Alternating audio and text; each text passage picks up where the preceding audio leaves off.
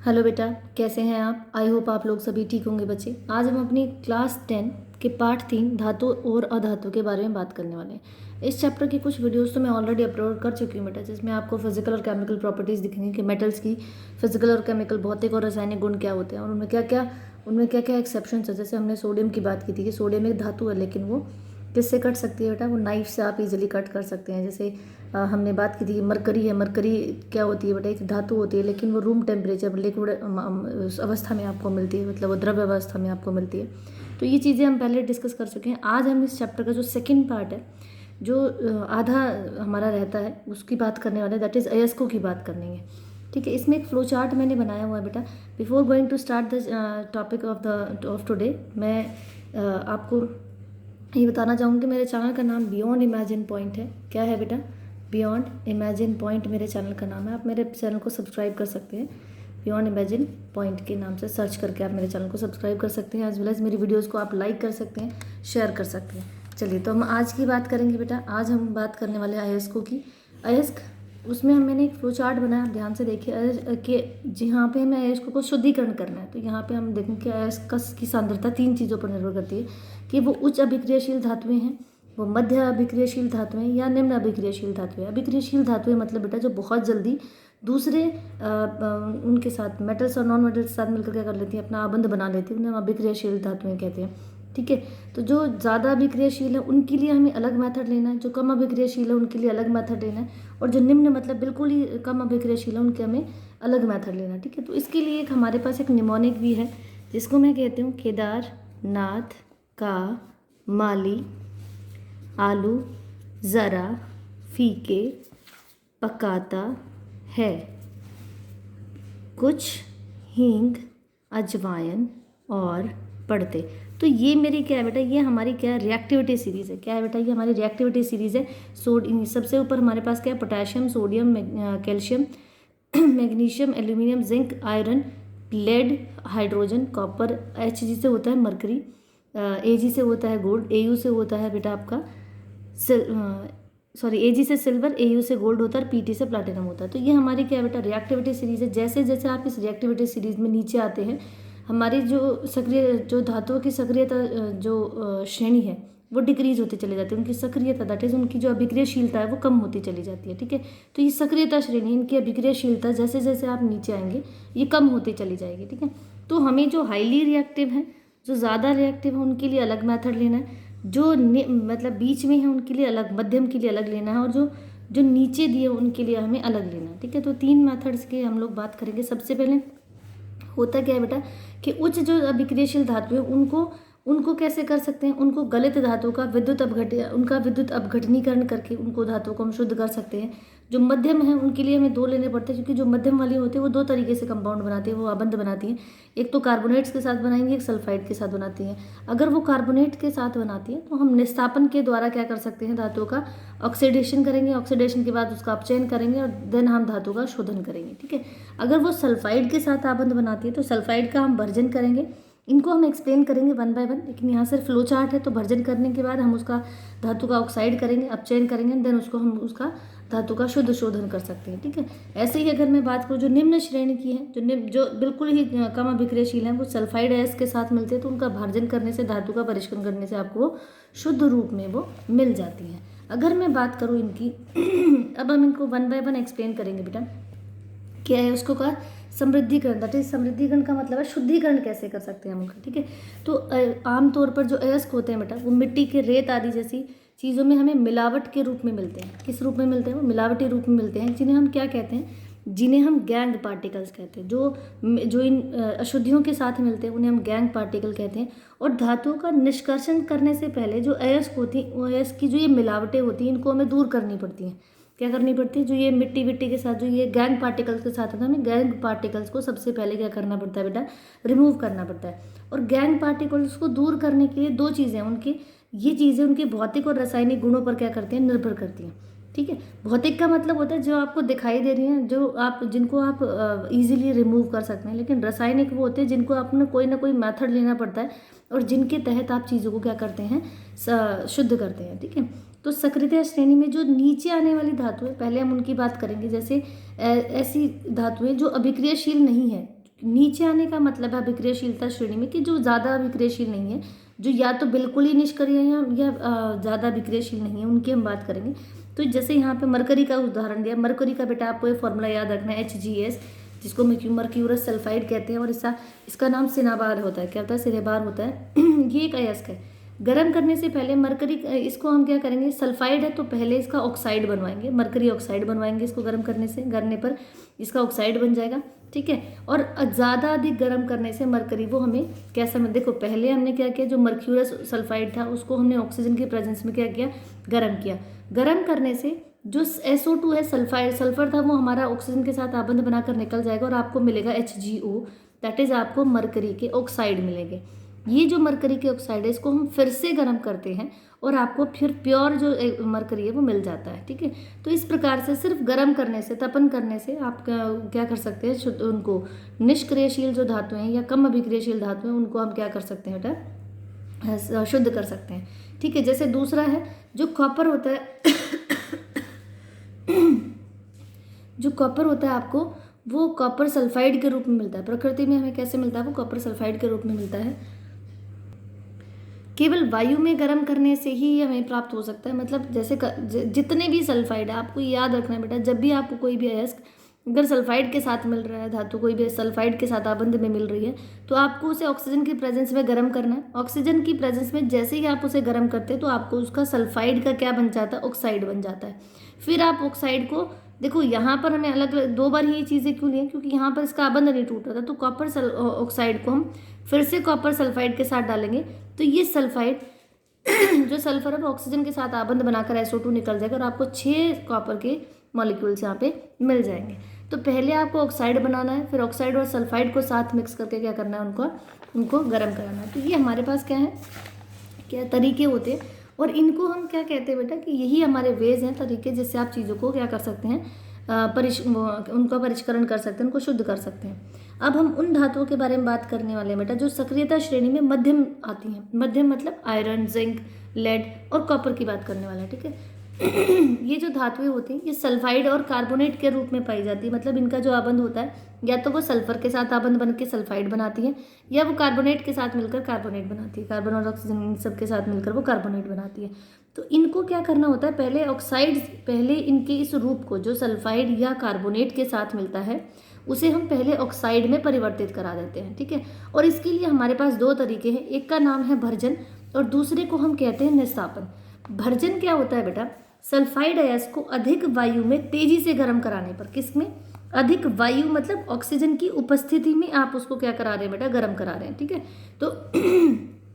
तो इसे हम कहते हैं, जो अधिक वायु में तेजी से गर्म कराने पर ऑक्साइड में बदल जाता है, इसे हम भर्जन कहते हैं। क्या कहते हैं बेटा, भर्जन कहते हैं।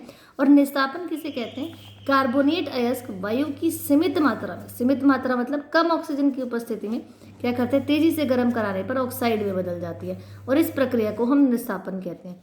तो जब ऑक्सीजन की अधिक मात्रा होती है तो उसे भर्जन कहते हैं, जब ऑक्सीजन की सीमित मात्रा होती है, लिमिटेड अमाउंट में है, तो उसे हम निस्तापन कहते हैं। करना दोनों में गर्म है, लेकिन एक में ऑक्सीजन ज़्यादा देनी है, एक में ऑक्सीजन कम देनी है, लिमिटेड अमाउंट में देनी है, तो इसको हम भर्जन कहते हैं, इसको हम निस्तापन कहते हैं। जैसे यहाँ अभिक्रिया लिखी हुई है हमने कि भर्जन के लिए, जैसे जिंक सल्फाइड है, जिंक सल्फाइड को ज़्यादा ऑक्सीजन की उपस्थिति में जब आप गर्म कराते हो तो उसका जिंक ऑक्साइड बनता है। क्या बन गया बेटा, जिंक ऑक्साइड बन गया, और सल्फर निकल गया। अब ऑक्साइड मिला है आपको, शुद्ध रूप में जिंक तो मिला नहीं है, तो उसके लिए ये था आपका भर्जन, ठीक है। दूसरा, ये अभी रिएक्शन है, फिर इसके हम क्या करते हैं बेटा, अपचयन करते हैं। क्या करते हैं, अपचयन करते हैं। जिंक ऑक्साइड को कार्बन के साथ डालकर हमें जिंक मिल जाता है, ठीक है। अगर हम बात करें निस्तापन की, अगर देखो जिंक दोनों अवस्था में मिलता है, या तो सल्फाइड के साथ मिलेगा या कार्बोनेट के साथ मिलेगा। तो जब वो सल्फाइड के साथ मिल रहा है तो आप भर्जन की प्रक्रिया से जिंक ऑक्साइड बनवा रहे हैं, एंड देन उसका क्या कर रहे हैं, आप अपचयन कर रहे हैं, कार्बन के साथ डाल के जिंक आपको शुद्ध रूप में मिल रहा है, ठीक है। अगर आपको जिंक कार्बोनेट की अवस्था में मिलता है बेटा, तो कार्बोनेट क्या करता है, जिंक ऑक्साइड बनाता है और CO2 निकल जाती है, ठीक है।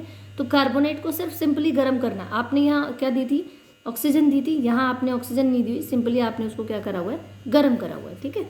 तो इस तरीके से आपके पास जो बीच में निम्न, जो हमारी मध्यम श्रेणी में आते हैं, आप उनको क्या कर सकते हैं बेटा, परिष्कृत कर सकते हैं, उनको आप शुद्ध कर सकते हैं। अब मैं बात करने वाली उन धातुओं की जो आपकी सक्रियता श्रेणी में सबसे ऊपर है और जो हाईली रिएक्टिव है, उनकी हम बात करने वाले हैं। तो इन जो ये हमारे पास क्रियाशील धातुएं होती है, इनका प्रयोग अपचयन प्रक्रिया से किया जाता है। कैसे करते हैं इनको? अपचयन की क्रिया के द्वारा हम क्या कर सकते हैं, इनको शुद्ध कर सकते हैं। जैसे मैंगनीज है, मैंगनीज ऑक्साइड है, अगर आप उसको एल्यूमिनियम पाउडर के साथ डालते हैं तो एल्यूमिनियम के साथ मिलकर ये Al2O3 बना लेता है और मैंगनीज आपको देखो बिल्कुल शुद्ध रूप में मिल जाता है। ठीक है, तो मैंगनीज ऑक्साइड को आप एल्यूमिनियम के साथ गर्म करते हैं तो मैंगनीज को शुद्ध रूप से प्राप्त किया जा सकता है। ठीक है, इस अभिक्रिया में अगर मैं बात करूँ, जो मैंगनीज है उसका अपचयन हुआ। देखो इस अपचयन क्या होता है, जिसमें ऑक्सीजन का ह्रास होता है या हाइड्रोजन की वृद्धि होती है। तो आप देखो मैंगनीज के पास क्या बेटा, ऑक्सीजन है, यहाँ मैंगनीज के साथ ऑक्सीजन है। जब आप इसे यहाँ देखते हैं तो यहाँ इसके पास क्या नहीं है, ऑक्सीजन नहीं है। तो इसका क्या हुआ है, अपचयन हुआ है। क्या हुआ है बेटा, इसका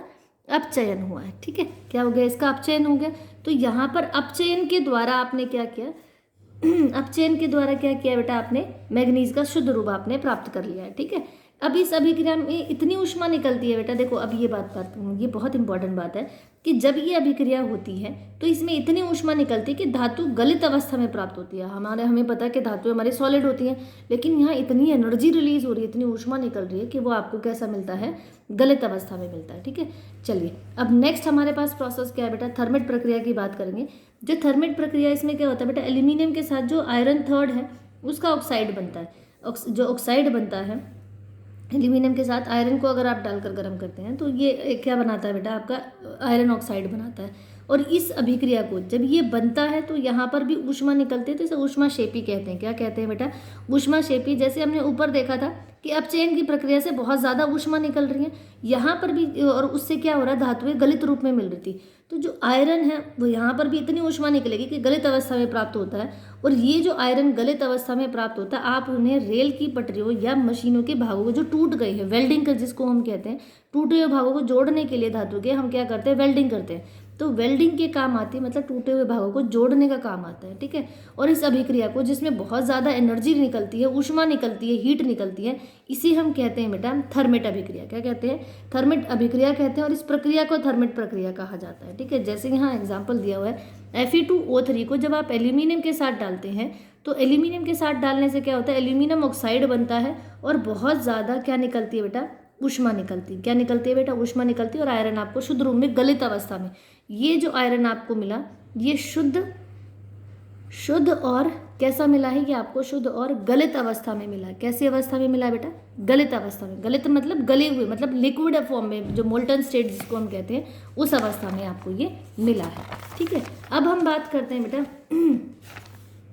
सक्रियता श्रेणी में सबसे ऊपर के धातु का निष्कर्षण कैसे होता है। तो कुछ धातुएं होती हैं जो बहुत ज़्यादा अभिक्रियाशील होती हैं, इनके ऑक्साइड को कार्बन के साथ गर्म करके, किसके साथ, इनके जो ऑक्साइड है उनको कार्बन के साथ गर्म करके प्राप्त नहीं किया जा सकता।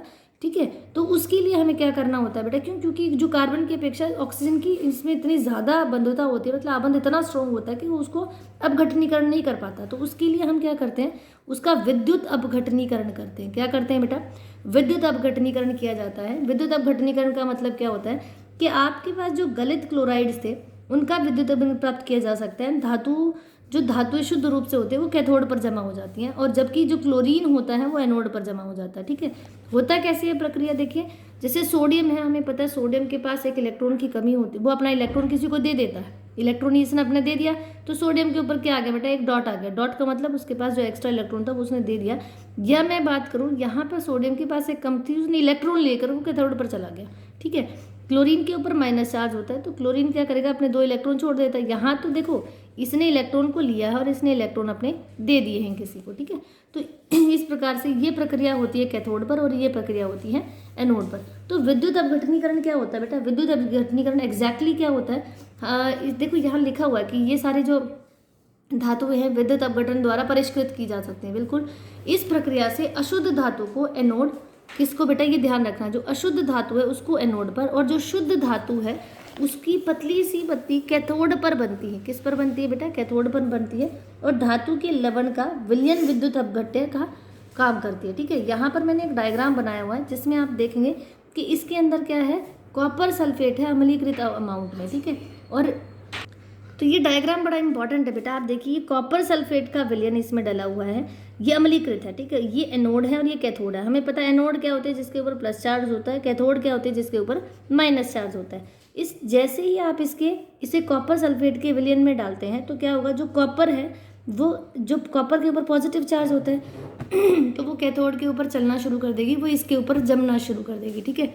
और जो हमारे पास एनोड मड है वो जो जो अशुद्धियाँ थी वो एनोड के नीचे क्या होती हैं, इकट्ठे हो जाती है, ठीक है।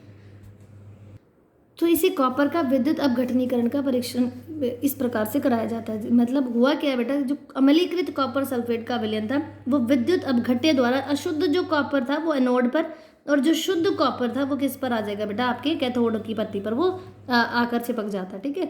तो विद्युत धारा प्रवाहित करने से जो शुद्ध कॉपर है वो कैथोड पर आपको जमा हो जाएगा, ठीक है। चलिए, अब विद्युत धारा प्रवाहित करने से क्या हुआ, जो एनोड था, एनोड से शुद्ध जो कॉपर था, एनोड से क्या चलना शुरू है, अगर मैं यहाँ दिखाऊँ आपको, एनोड से जो शुद्ध कॉपर था वो कैथोड की तरफ चलना शुरू कर देता है, ठीक है। और जितनी भी अशुद्धियाँ थी, जो मिलावटें थी, वो एनोड की तली पर जमा हो जाती हैं। कहाँ जमा हो जाती है बेटा, एनोड की तली पर जमा हो जाती है, जिसे हम एनोड पंख कहते हैं। क्या कहते हैं बेटा, एनोड पंख कहते हैं, ठीक है। अब नेक्स्ट और लास्ट टॉपिक है हमारा इसमें संचारण। क्या है बेटा, संचारण। संचारण क्या होता है, संचारण का मतलब होता है कोरोजन, ठीक है। जैसे सिल्वर की जो वस्तुएं हैं वो खुली वायु में छोड़ने पर क्या हो जाती है, काली हो जाती है। कैसे हो जाती है बेटा, वो काली हो जाती है। तो इसके लिए क्या होता है, इससे क्यों हो जाती है वैसे, क्योंकि ये हाइड्रोजन सल्फाइड बनाती है और सिल्वर सल्फाइड होता है वो काले रंग का होता है। ऐसे ही कॉपर जो होता है अगर आप उसे छोड़ देते हैं तो वो कैसा हो जाता है बेटा, वो हरा हो जाता है। कैसा हो जाता है, हरा हो जाता है। तो इनको बचने की रोकथाम के लिए आप क्या कर सकते हैं, जैसे लोहे को जंग से बचाना, आपको अगर आपको लोहे को जंग लगने से बचाना है, जंग लगने से अगर आपको उसे बचाना है तो आप क्या क्या मेथड्स ले सकते हैं। जैसे फर्स्ट मेथड आप ले सकते हैं बेटा, इसमें सतह पर पेंट करके, उसकी जो सतह है लोहे की सतह पर पेंट करके आप उसको क्या कर सकते हैं, पेंट करके आप बचा सकते हैं। दूसरा है उसकी सतह पर तेल लगाकर, तेल लगाने से, या आप क्या कर सकते हैं, उसको उसके ऊपर ग्रीस लगा सकते हैं, ग्रीस वगैरह, ग्रीसिंग करना बोल देते हैं इसे, तो ग्रीस लगाकर आप उसे बचा सकते हो। और तीसरा मेथड आप ले सकते हैं, जैसे हम यश लेपन करके हम उसको बचा सकते हैं, या क्रोम लेपन कर सकते हैं हम उसका, ठीक है। या एनोडीकरण, जो अभी हमने देखा, एनोडीकरण कर सकते हैं उसका, मतलब लास्ट होता है बेटा, आप मिश्र धातुएं बनाकर भी आप क्या कर सकते हैं, उसको बचा सकते हैं, ठीक है। तो ये तरीके होते हैं, आपको किस प्रकार से आप उनको बचा सकते हैं। यहाँ पर एक छोटी सी चीज़ है बेटा, जिसमें मैं कहूँगी कि जैसे यशद लेपन क्या होता है, ये मैं आपको बताना चाहूँगी। इस्पात और लोहे का जंग से बचाने के लिए उनके ऊपर जस्ते की पतली क्या कर देते हैं, जस्ता मतलब जिंक की पतली सी लेयर चढ़ा देते हैं, जिसे हम यश लेपन कहते हैं। जैसे एरोप्लेन्स वगैरह होती हैं उन पर आप क्या करते हैं, जिंक की कोटिंग करा देते हैं, ठीक है। अब मिश्र धातुएं क्या होते हैं बेटा, आप दो ऐसी धातु जिसमें जंग लगता है उसके अंदर आप ऐसी मजबूत धातु डाल दें जिसके ऊपर जंग नहीं लगता, तो वो एक कठोर धातु बनेगी और उसमें जंग भी नहीं लगेगा, ठीक है। तो इस पर जैसे स्टेनलेस स्टील का यहाँ उदाहरण दिया, इस्पात इसे कहते हैं, ये बहुत ही अच्छा है। इस्पात के अंदर निकेल होता है और क्रोमियम होता है, इनसे आप बना सकते हैं। या जैसे 22 कैरेट का जो सोना होता है, 24 कैरेट का जो सोना होता है उसे गर्म करने से जल्दी पिघल जाता है, तो उसे 22 कैरेट में 2% उसके अंदर तांबा या चांदी मिलाई जाती है, जिससे वो क्या होता है, मतलब सख्त हो जाता है, ठीक है। तो इस प्रकार से आप उनको क्या कर सकते हैं बेटा, मतलब अशुद्ध धातु को इसको मिश्रित धातुएं बना सकते हैं, ठीक है। अब हम बात करते हैं बेटा, इसमें एक दो क्वेश्चंस हैं जो मैं आपके साथ डिस्कस करना चाहूँगी। जैसे उभयधर्मी ऑक्साइड्स क्या होते हैं बेटा, जो हमने ये पहले भी बात की है। उभयधर्मी ऑक्साइड क्या होते हैं, वो धातु ऑक्साइड अम्लीय और क्षारीय दोनों से व्यवहार में प्रदर्शित होते हैं, उन्हें हम उभयधर्मी कहते हैं। जो अम्ल और क्षारक दोनों के साथ अभिक्रिया करते हैं उन्हें हम क्या कहते हैं, उभयधर्मी कहते हैं। चलिए, तो आज की क्लास में इतना ही बेटा। अगर आपने अभी तक मेरे चैनल को सब्सक्राइब नहीं किया तो आप नीचे दिए हुए लिंक पर क्लिक करके भी मेरे चैनल को सब्सक्राइब कर सकते हैं, और मेरे चैनल का नाम सर्च करके भी आप इसे क्या कर सकते हैं, सब्सक्राइब कर सकते हैं। मेरे चैनल का नाम है बियॉन्ड इमेजिन पॉइंट। चलिए, मेरे चैनल को सब्सक्राइब ज़रूर करें और मेरी वीडियोज़ को लाइक ज़रूर करें, शेयर ज़रूर करें। Thank you. आज के लिए इतना ही, धन्यवाद।